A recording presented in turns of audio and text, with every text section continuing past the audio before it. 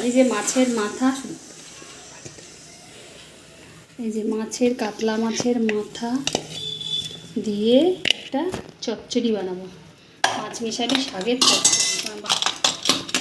এর মধ্যে সব রকম পাঁচমিশালি জিনিস আছে। এটা ভাপ দিয়ে নিলাম, প্রেশার দিয়ে এটাকে একটা চচ্চড়ি করবো। ইংরেজি দিলাম, পাঁচ ফোড়ন দিলাম, একটু পাঁচ ফোড়ন দিয়ে এর আগে শুকনো লঙ্কা ফোড়ন দিয়ে এর মধ্যে সমস্ত রকম মশলা দিয়ে এর মধ্যে সব দেওয়া আছে। আদা রসুন পেঁয়াজ একটু একটু দিয়েছি, এতে দিয়ে মাছের মাথা দিয়ে সব রকম দিয়ে এটা একটু কষে এটা একটু ভাপ দিয়েছি প্রেশার কুকারে।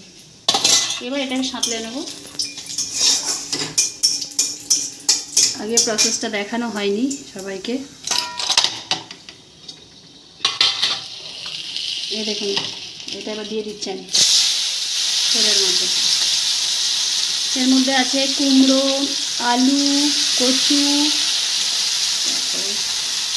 বেগুন, আরও সব সবজি আছে নানান রকম। আর একটা দু রকম শাক আছে, একটা হচ্ছে কলমি শাক আর একটা হচ্ছে পুঁই শাক। এতে দু রকম শাক আছে, একটা হচ্ছে পুঁই শাক, এটা একটু কষিয়েছিলাম, পেঁয়াজ আদা রসুন শুকনো লঙ্কা ফোড়ন দিয়ে একটু কষে এটাকে একটু প্রেশার কুকারে দিয়েছিলাম, দিয়ে এইবার এটাকে বেশ মাখা মাখা হলে নামিয়ে দেবো। মুড়োগুলো দিয়ে দিচ্ছি, মাছের মাথাগুলো দিয়ে দিলাম।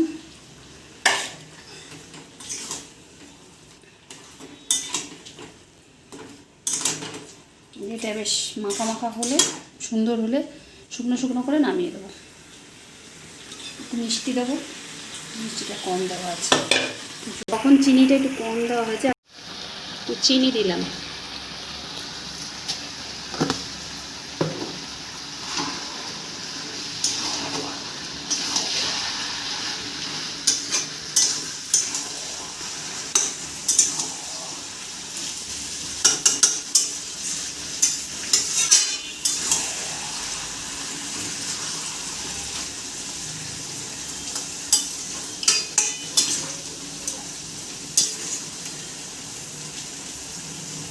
একটু হবে, একটু চাপা দিয়ে দিই।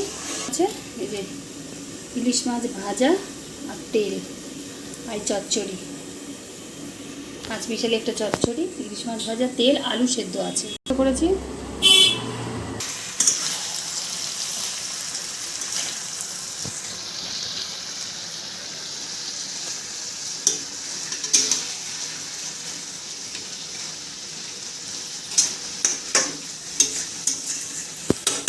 গরম মশলা পাউডার অল্প করে দিলাম, সামান্য